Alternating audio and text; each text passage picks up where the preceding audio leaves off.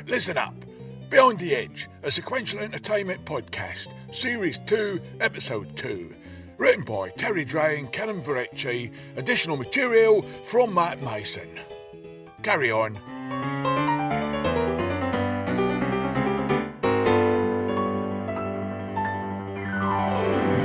It's Jim Clark here, no relation, and I'm a Class 1 heavy goods driver delivering all over the UK for a well-known haulage chain. And this is my podcast, telling you all about my travelling tales. I've just been given my daily order sheet from the controller, and this time I'm delivering this truckload of groceries to a small northwest of Scotland village store that's attached to a petrol station. My truck is all fueled up, I've done my walk round checks and I'm ready to go. Now, as I've not been to this particular store yet, some of the other guys have given me the heads up about the roads up to this wee village. Apparently they're supposed to be extremely narrow, and trying to get a rig with a 13-metre trailer and a sharp bend in our humpback bridges is going to be a nightmare. But I do like a challenge. Right, let's get into the cab, sort myself out. I'll catch you up further down the road.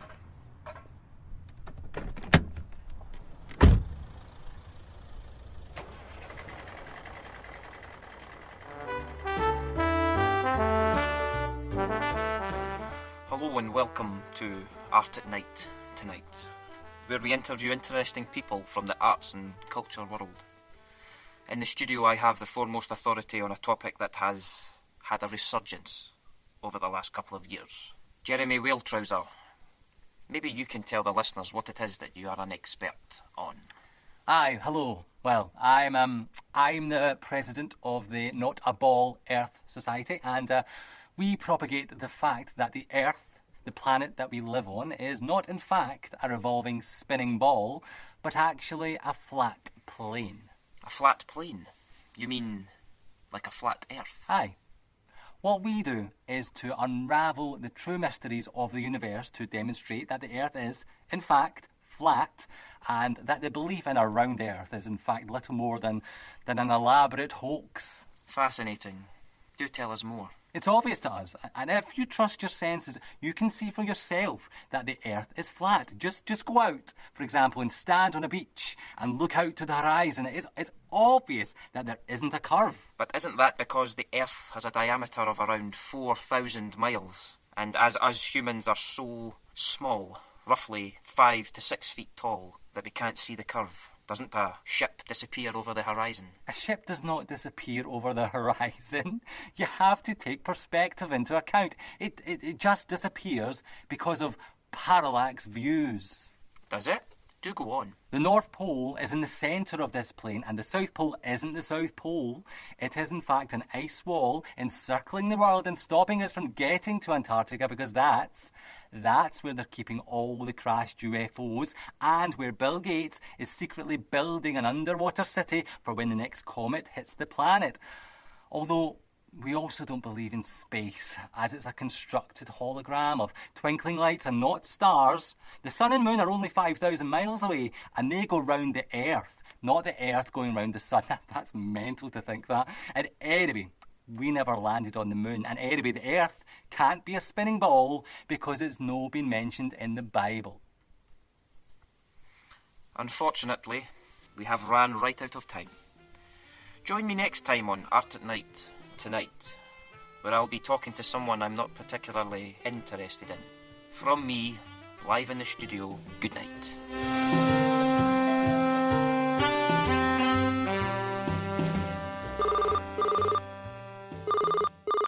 Mackenzie Skip Hire, Fiona Mackenzie speaking. How can I help? It's Johnny, Mrs. Mackenzie. That's me with that COVID. Feeling rough. I can't stop coughing when I start. Terrible sore head. Oh, dear Johnny. Oh, that's awful. Well, we can't have you come to work with COVID. Have you phoned the helpline? Just going to do that now. But I wanted to let you know first because we were so busy, you know. Well, that's really thoughtful of you, Johnny. Thank you. Now, you stay warm and look after yourself. I will. Get yourself to bed and take lots of drinks. Aye, I've got loads of drinks here. Yep. That's good, Johnny. Aye. Thanks, Mrs. Mackenzie. I'm going to head back to my bed now, OK? And Next train to London, King's Cross, is the 8:45, leaving from platform 12. All further connections to Wembley and the big football game via the Central Line. Thank you. Johnny? Ah, bollocks. Hello again, it's Jim Clark, no relation. I'm coming to you on the way up to the wee west of Scotland Highland Village with a load of groceries. Now the guys back at the depot were telling me that the roads are all narrow with tight winding bends and humpback bridges. Well, I've no come across nothing like that. The roads have all been straight, and I'm about 3 mile from the wee village, and I've no come across nae humpback bridges. I don't know what they were talking about. Putting my leg about the roads, I think. Wait till I get back to that depot. I'll give them putting my leg. Mind you, they say that the village roads are a nightmare. Double parked motors on both sides of the main street, and the petrol station and shop I'm delivering to is at the other end of the village, so I'll have to negotiate all the way through that without scraping the sides of the parked cars. And I can't afford to get pulled into the office again. My jacket's on a shaky nail as it is. Right, I better concentrate. I'm on the outskirts of the wee village now. I'll speak to yous all soon.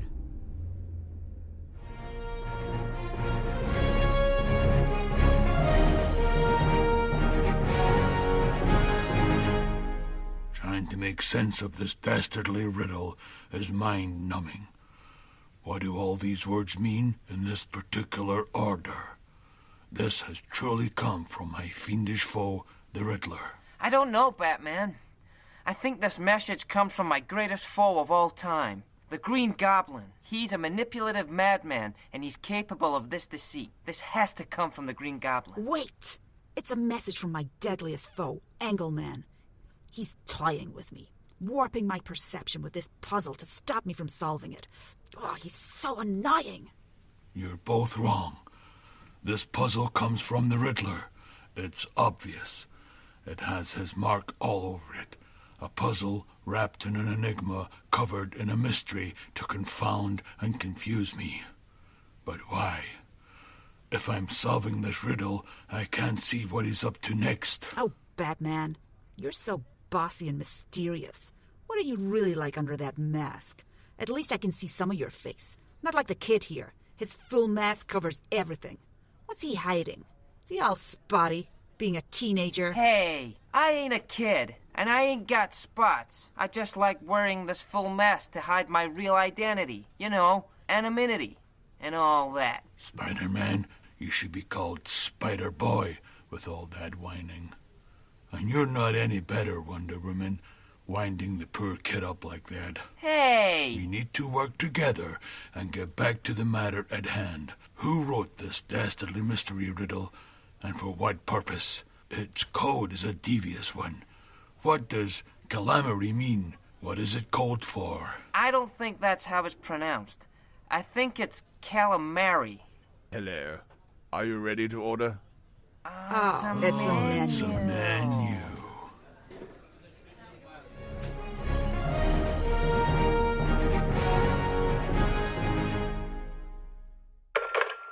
I don't know who you are. I don't know what you want. I do have a particular set of skills. Skills I have acquired over a very long career. I will find your garden. I will cut down your overhanging tree branches. I will trim your hedges, and I will cut your grass.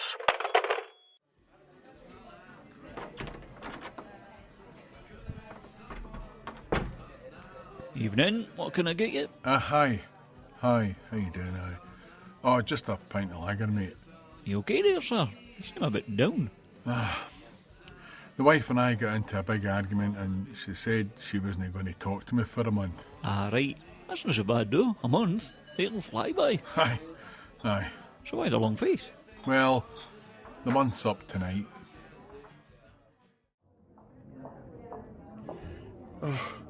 Oh, sweetheart, why am I here? Oh, darling. Oh, Doctor, he's awake. Patient's awake. Good morning. Doctor, hello, yes, can you tell me what's happened? I'm afraid you were in a terrible motoring accident yesterday and we had to perform an emergency operation last night. But I feel fine. I have both legs and both arms. What could possibly be wrong? The only major injury you sustained was the, Come on, Doctor, spit it out. Don't beat about the bush. Darling, be patient. Remember, I'm here for you. I'm afraid, very unfortunate, but you've lost your penis and testicles. What? We do have the means to help you. Transplant. Now, there have been 3 fatal accidents recently, and I'm assured that the gentleman's wedding tackle, so to speak, are intact. Well, that's good, isn't it? Well, yes and no. Unfortunately, we can't offer the procedure on the National Health. Far too expensive, you understand. It would have to be done privately, I'm afraid. Oh, okay then. Well, what happens next? Well, it's not that simple. You have to choose, you see. We have a 70-year-old who died of an electric shock, but it's a bit wrinkled, as you would imagine. Yeah, a bit old. Now, that comes in at the £7,000 mark. There was a builder in his 30s who fell off some scaffold last night. Now, his was above average, and that would be £11,000.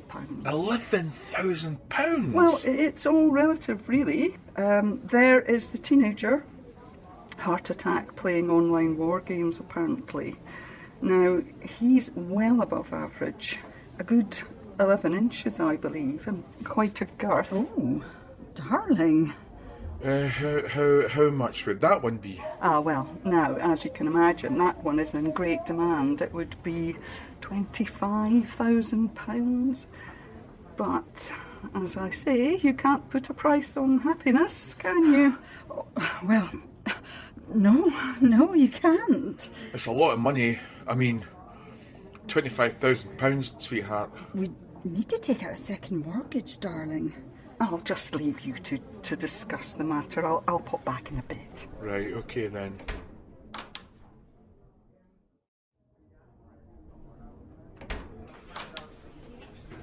Any further forward? Time is against us, so to speak. Well, we spoke it over, and as I said, £25,000 is a lot of money, and we'll have to get a loan. But we're of the same mind, aren't we, sweetheart? Yes, the same mind. So, what is your decision? We're getting a new kitchen.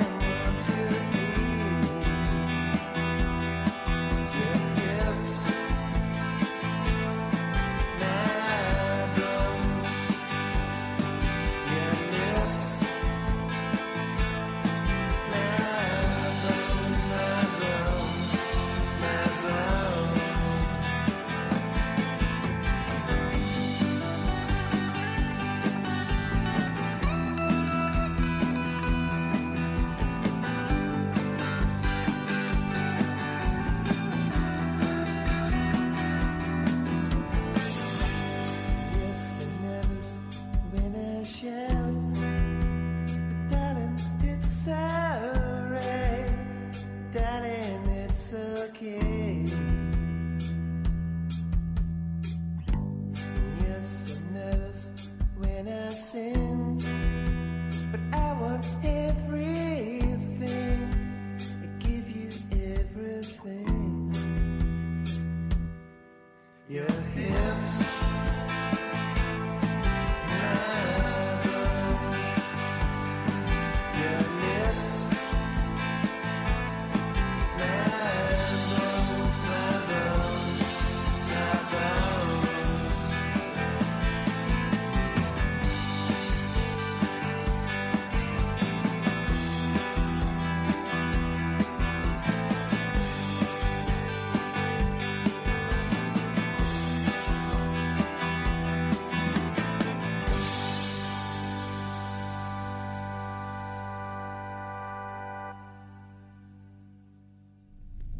Jim Clark here, no relation. The guys back at the depot have got this street all wrong.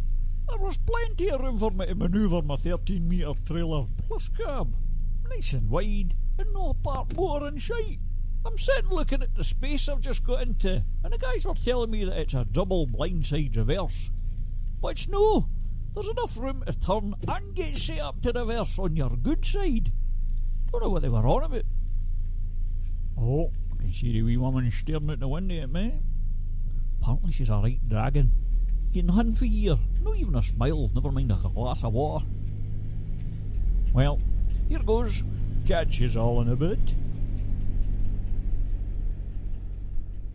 Radio Craigshill. Radio Craigshill.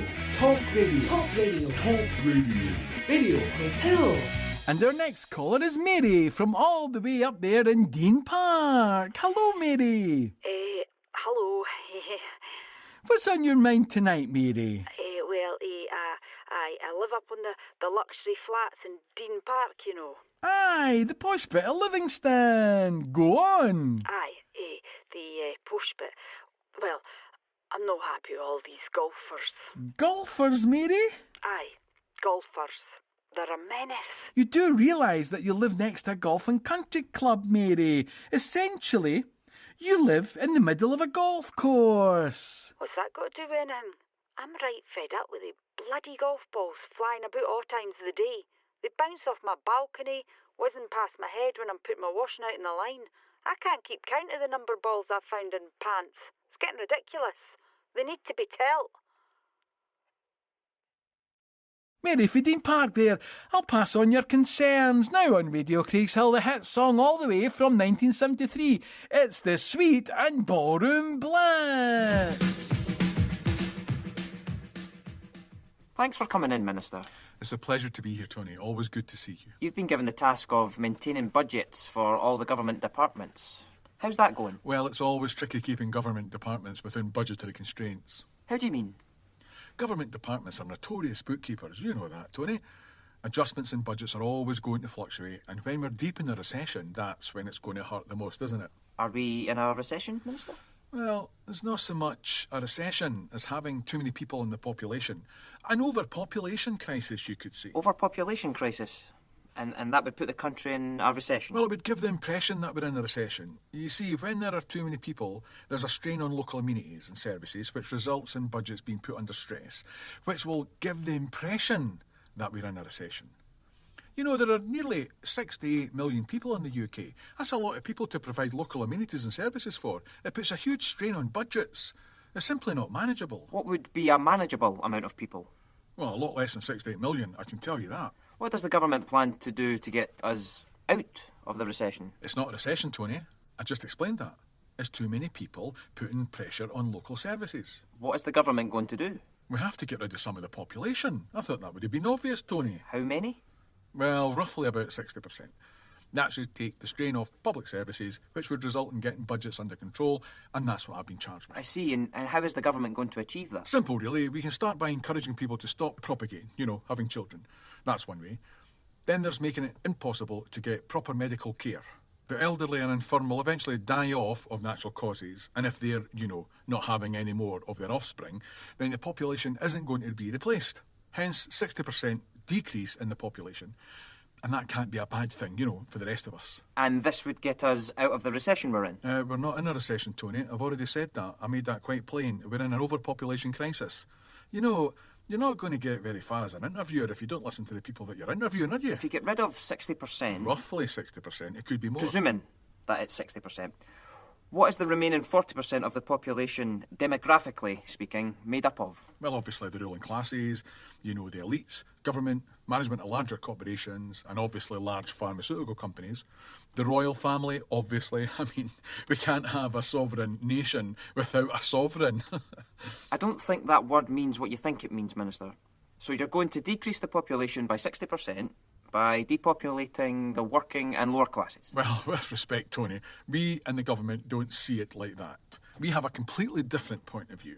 It's not a war on the working and lower classes. It's more a case of getting to grips with budgets and controlling spending in local government departments and safeguarding local services and amenities, like the NHS, for example. For the 40%? Roughly 40%. It could be less. Where are you going to get the money for this? Government is ultimately going to fund the depopulation of the country, as well as restructuring budgets to fit in with a new fiscal regime. Doesn't government get its money from taxing the working class? I'm not sure what you're getting at there, Tony. The majority of money that is raised from income tax, VAT, council rates and the likes comes primarily from the working class, doesn't it? I would have thought that was pretty obvious, Tony. We can't tax the higher earners in larger corporations. They'd simply pick up sticks and go to another country and set up shop. Simple economics. Yes, but if you take out the working and lower classes of a population and just leave the elite, wouldn't that also result in a decrease of tax revenue? Well, again, that's a wee bit obvious, Tony. But wouldn't getting rid of taxpayers result in the government not being able to raise enough money through taxation to pay your huge salaries and expenses? Mason, put me through to the PM. I've just thought of a problem with the new budget implementation. We need to call an emergency cabinet meeting now. We're talking about 4 hours, driver. 4 hours? Listen, I've been on the road for nearly 7.5 hours already, dispatch, and I'm transporting some very tired and some very pissed off chimpanzees from Chester Zoo to Edinburgh Zoo. They'll be stressed out enough in the back of my truck. You'll just have to make do till we can get there, driver. We'll get there sooner if we can. Aye, OK. Thanks very much, dispatch. Out.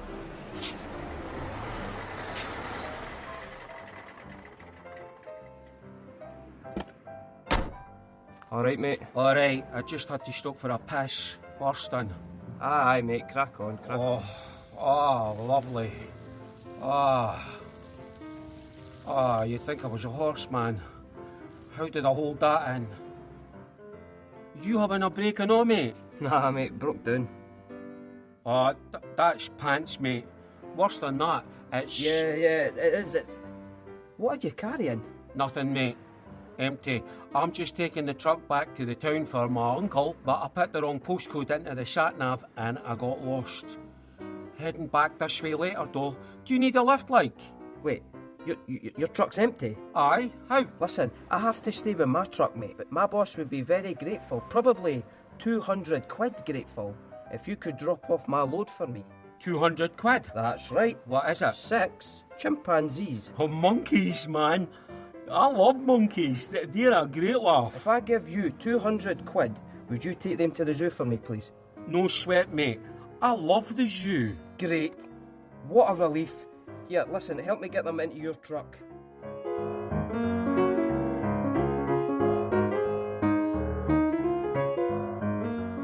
Driver, quick update. Your tow truck is about 2 hours away. Out. Cheers, dispatch. I've been able to secure alternative transport for these chimpanzees. Panic over.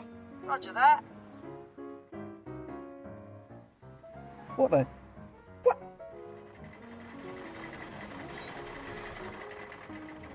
What's happening here? The chimps are still in your truck. I told you to take them to the zoo. I did that, but we had a wee bit of money left over, so I'm taking them to the pictures. King Kong's on. See ya.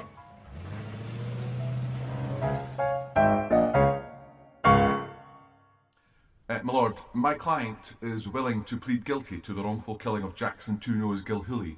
the circumstances that led to that unfortunate incident notwithstanding. Yes, I see. This is not the first, or indeed the second time, that your client, Georgie Otterbland Potwallaber, has been before me. All for the same crime. Yes, my lord. Indeed, I accept his plea, which will no doubt go towards his sentencing. Sentencing, my lord? Yes, I can't see how your client can avoid a sentencing this time. It was a callous act of violence. Your client is a thug, a bully, a hooligan, a desperado, a goon, a rogue. In short, he's not a nice fellow. He's a terror to his local community and the wider society at large. In my opinion, this yardie, Georgie Otterbland Potwallaber, should be locked up for a very, very long time. Now, does the ruffian have anything to say before I pass sentence? My lord, my client would like to say wholeheartedly and from the bottom of his heart that he's really, really, really sorry and that he'll never ever do it again. And that's a pinky promise. Right, well, if he's giving a pinky promise, then I think that could be enough. Also, my lord, please don't tear his bubby.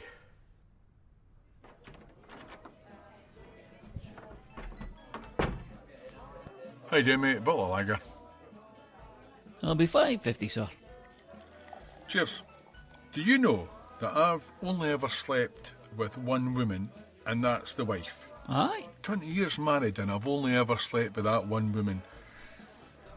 What about you? Dunno. What's her maiden name? I took the wife to a fantastic new restaurant last week. Oh, aye. The food was excellent, and the service was second to none, and not too expensive either, I must say. What was the name of this fantastic new restaurant then, Bob? I don't remember. What do you call the long-stemmed flower people give on a special occasion? You mean a rose? That's it. Hey, Rose, darling, what was the name of that restaurant we went to last week? Jim Clark here, no relation. That's me in position and ready to unload the contents of much-needed supplies to this outpost and fill the shelves. Now, I'm expecting this dragon of a woman to rip into me. Hiya, you're nice and early today. I was watching your reversing there. You did brilliant. Oh, thanks. It's all about taking your time, you know. You want a wee cup of tea before you start to unload, son? Aye, that would be lovely. I'll just see if there's any wee chalky biscuits for your tea. That would be smashing. Hoo-hoo-hoo, that's a game. I don't know what they were on about. She's all sweetheart. Dragon indeed.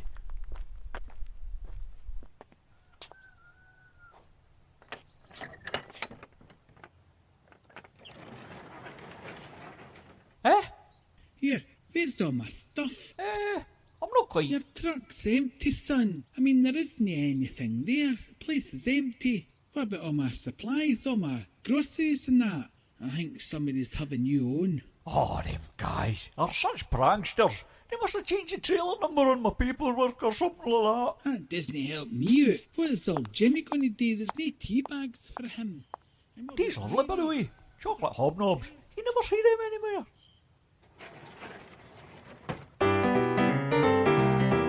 Beyond the Edge, a sequential entertainment podcast performed by Dray, Calum, Verrecchia, Deborah, Whyte, Lynne Morris, Rob Crosbie, David Lawlie, Norman Lamont and Matt Mason.